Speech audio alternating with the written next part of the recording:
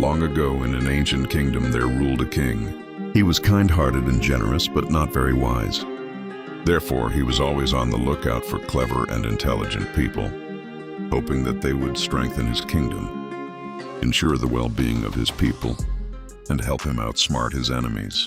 The king's current courtiers, however loyal, gave advice only in exchange for salaries. Yet, their guidance lacked the depth and effectiveness the king truly desired. This often left him restless and troubled. One day, seeking relief from this dilemma, the king decided to go on a safari in the forest with his courtiers, hoping nature itself might lead him to some solution. They ventured into the jungle, enjoying the sights and thrills, and as they were returning, they came across a peculiar sight. Under a large tree sat a man talking to himself, appearing strange and seemingly mad from a distance. The king stopped in his tracks. A thought crossed his mind. Perhaps this man is insane. Or maybe he possesses extraordinary intelligence, lost in his own world. Curious, the king, along with his courtiers, approached the man and began a conversation. The man appeared half mad at first glance, yet there was an unusual spark in his words. The king gently asked, "Young man, are you mad, talking to yourself like this?" The seemingly madman smiled and replied, "Mad are you and your entire kingdom. I am perfectly fine. I only wish to clear this forest and build magnificent palaces here, and I shall be the king of those palaces." There was a strange confidence and boldness in his words, far beyond what any ordinary madman would possess. The king and his courtiers were stunned. Such statements could only come from either a lunatic or a courageous man with exceptional wisdom. The king quietly observed him for a while. When he consulted his courtiers about the man, their hidden greed immediately surfaced. Whispering among themselves, one said, "He is a threat. If he becomes the king's special advisor, we will lose our influence." Another quickly responded, "No, he is half mad. We cannot expect any wisdom from him." Ultimately, they advised the king to bring the man to the palace. If he proves brave, he may be of help. If he is truly mad, we can dismiss him later. The king agreed, saying Bismillah, and persuaded the man to come along. But on the way, the man suddenly turned his horse to escape. The king and his courtiers immediately pursued him, and after some effort, they regained control and continued to the palace. Upon arrival, they were astonished to see crowds of people gathered, cheering and congratulating the king. "What is this celebration for?" asked the king. The people replied, "Your Majesty is safe. A large enemy army had ambushed the forest path you traveled. We thought you would never return." Relieved and grateful, the king glanced at the seemingly mad man and realized, this man is no ordinary person. He has done something remarkable. He ordered a grand chair to be prepared for the man and declared, "From today you shall stay with me."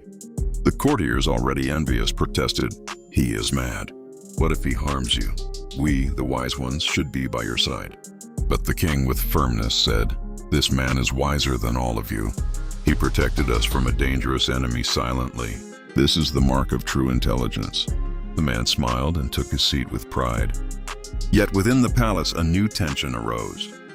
The courtiers, used to inheriting authority for generations, could not bear that a stranger, even a mad one, had risen to their level. They secretly plotted against him. However, whoever Allah honors, no worldly power can diminish it. The courtiers' envy and schemes only elevated the man's status. One morning, the courtiers approached him, feigning respect, and warned, "Sir, you must follow the palace rules carefully, lest you face punishment." Startled by the word punishment, the man nervously replied, "What? I never asked to be brought here. Take me back." Seizing the opportunity, a chief advisor suggested a test. The man should slap the king to awaken the court. Naively, the man agreed, saying, "I can even kick him if needed." The next day, as instructed, he delivered a slap to the king. A crown fell, revealing a deadly scorpion beneath it. The king realized that had the crown remained on his head, he would have been bitten. Filled with gratitude, he embraced the man, exclaiming, "This is someone who truly loves me. If not for you, today might have been my last day." A grand feast and a beautiful palace were arranged in his honor. The envious courtiers grew even more resentful, realizing the man's influence would continue to rise. Later, the king sent his army to war, led by this madman as commander. At the battlefield, he faced the enemy king alone, but a fierce lion attacked the enemy king. The man bravely fought the lion, saved the king, and convinced the enemy king to surrender peacefully. The story of his courage and integrity spread throughout the kingdom. The king even gave him his daughter's hand in marriage.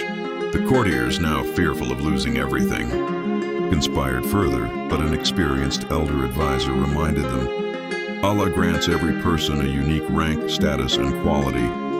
No power in the world can take away the honor Allah bestows. Even if you try to harm him, his respect will only grow. Accept Allah's will and follow truth, for envy never leads to success. The field always belongs to the righteous. Eventually, the man passed away, and the envious courtiers regained their positions. But the lesson remained clear. Life's true success comes from truth, diligence, and Allah's favor. Envy only leads to ruin. Friends, this story may seem funny on the surface, but it contains a deep truth. Allah's will and fate determine honor and success. We must never envy others, for those who achieve greatness may simply be recipients of divine favor.